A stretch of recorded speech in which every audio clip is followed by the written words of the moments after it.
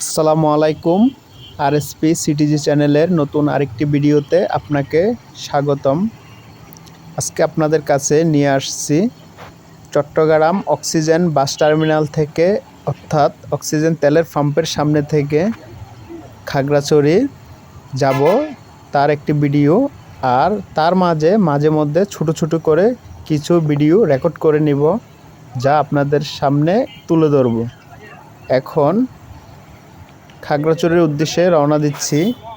হাটাজারি হয়ে, মানিকচুরি হয়ে, মাটিরাঙ্গা হয়ে চলে যাব খাগড়াছড়িতে।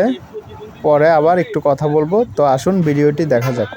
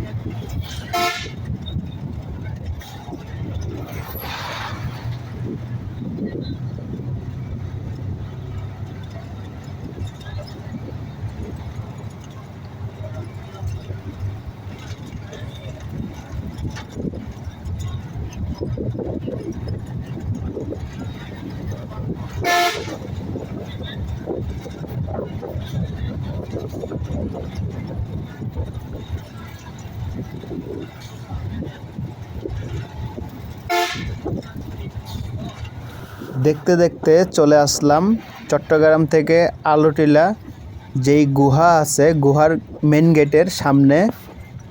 এটি হচ্ছে আলুটিলা গুহার মেন গেট।